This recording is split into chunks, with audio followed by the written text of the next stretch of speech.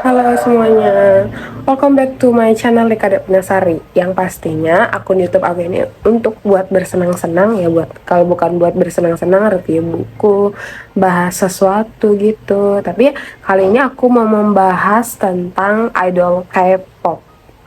Ya, kemungkinan banyak beberapa orang yang udah ada beberapa yang lagi. Mungkin ada beberapa orang yang tidak suka dengan idol K-pop karena dia terlalu cute, terlalu putih, mukanya sama, dan lain sebagainya. Tapi di sini aku mau membahas tentang perjuangan idol K-pop menjadi seorang artis K-pop.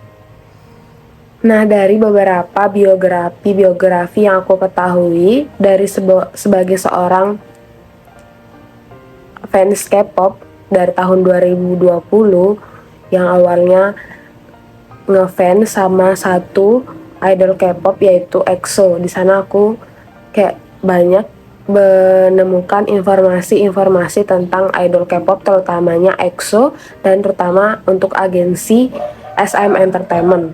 Nah, di sana aku mempunyai satu bias yang namanya Park Chanyeol. Nah, Park Chanyeol ini aku bukan hanya mengagumi dia karena kegantengannya, tapi Chanyeol itu memiliki talenta yang sangat luar biasa. Yang pertama, dia jago main alat musik. Kedua, dia juga jago bikin lagu. Ketiga, dia jago nyanyi, jago nge-rap, jago dance juga, main film juga. Pokoknya dia multi talenta dan memiliki hobi-hobi yang luar biasa. Nah, dari sana aku belajar menjadi seorang idol K-pop itu nggak mudah, terutama di Korea Selatan.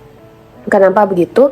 Karena budaya-budaya mereka melekat dan menjunjung tinggi. Itu pun K-pop itu, musik pop di Korea Selatan itu adalah hasil budaya dari Korea Selatan. Nah, apa yang aku pelajari dari seorang idol K-pop? Yang pertama, mereka itu perlu perjuangan untuk debut karena ada bahkan trainnya, mereka train itu sekitaran mungkin paling lama 11 tahun, bahkan ada yang 5 tahun, 6 tahun. Mereka jadi train dan bahkan dari kecil mereka udah uh, mencari agensi untuk debut di sebuah grup gitu. Itu yang pertama aku pelajari.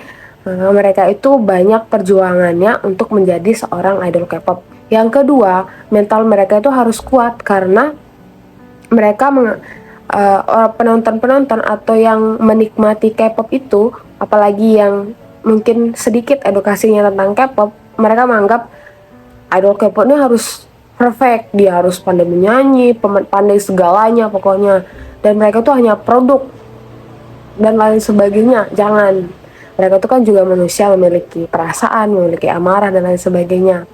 Yang ketiga, idol K-pop itu harus kayak profesional gitu. Sebenarnya dia kelihatan sedih karena hujatan, karena tuntutan agensi, karena sedikit job. Mereka harus kelihatan tetap cantik, cute, tampan, dan lain sebagainya. Itu bahkan ada grup K-pop yang tidak bertahan sampai 5 tahun, ada cuma yang bertahan sampai 1 tahun. Kayak Wabnawan kalau nggak salah itu, Wabnawan. Bahkan juga EXO sendiri perlahan-lahan membernya itu keluar satu persatu. Nah, itu tantangannya grup K-pop maupun idol K-pop. Jadi luar biasa sekali Korea Selatan membuat budayanya itu dikenal di mancanegara. Kayak lihat itu Blackpink dan BTS. Blackpink itu kemarin di tahun 2019 dia konser di Coachella. Coachella kah namanya itu? Jadi teman-teman, yang dapat kita simpulkan, yang sulit kita simpulkan, kalau idol K-pop itu juga berproses untuk menjadi seorang star, seorang bintang. Jadi kalau ada biasnya atau yang kamu fans kan tidak sesuai dengan ekspektasimu, no, jangan dihakimi. Mereka juga manusia. Bahkan yang kita lihat di layar itu sempurna sekali, mereka punya kelemahan tersendiri, mereka juga punya perasaan. Nah, kenapa aku suka dengan idol K-pop EXO, terutama Park Chanyeol itu, aku terinspirasi dari perjuangan mereka dari karir mereka, bagaimana belum dikenal oleh banyak orang, bagaimana mereka juga baru punya fans mungkinlah sekitar puluhan atau ratusan. Nah, itu yang membuat aku kenapa suka K-pop, dan bahkan sekarang di tengah kesibukan aku untuk menjaga keseimbangan mental health, sok-sok bahas mental health, karena lagu-lagunya mereka itu lagu-lagu yang menyenarkan energi-energi yang bersemangat. Kayak kan genre-genrenya K-pop kayak Blackpink, kemudian EXO, BTS, NCT, NCT Dream, Star Kids, N.Y.N, Tomorrow, dan lain sebagainya.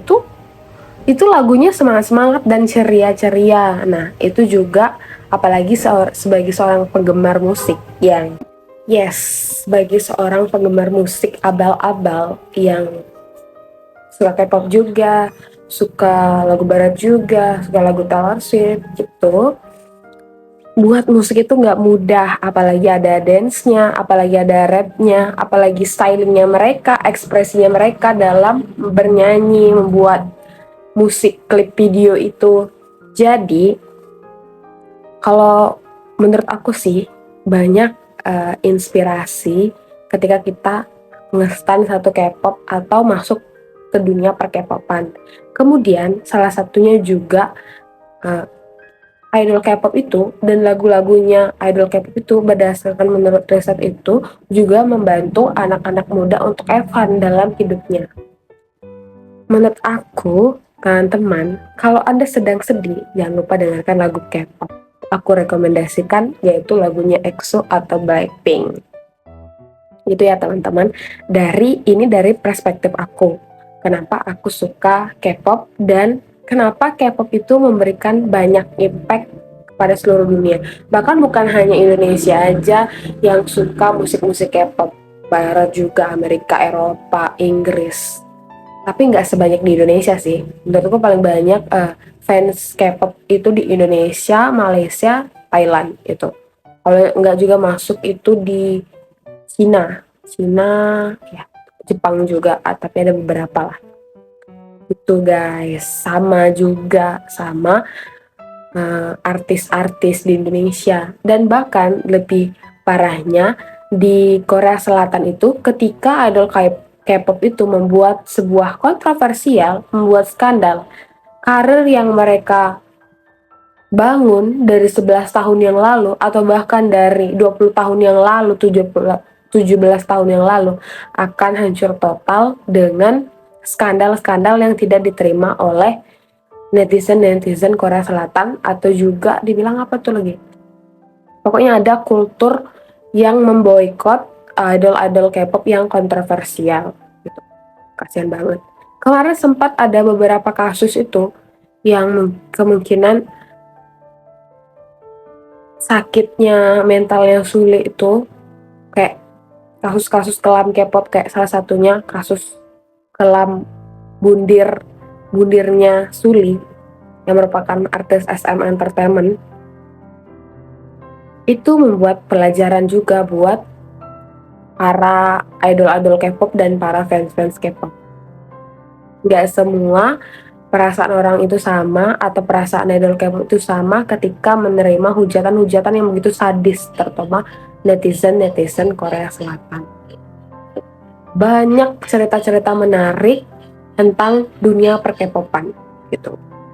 Daripada kita membahas orang lain, mending kita bahas K-pop, membahas buku, membahas sejarah, membahas budaya, membahas ilmu sosial, ilmu politik gitu. Daripada gibahin orang gitu guys. Mending kita bahas sesuatu yang emang bermanfaat buat diri kita atau juga bermanfaat untuk orang lain. Buat YouTube, buat konten kayak aku, terkesan agak alay sih menurut aku, tapi nggak semua orang berani buat akun YouTube kayak aku. Bye. Itu sekian aja ya dari sharing aku tentang dunia per K-popan. Bye bye, terima kasih.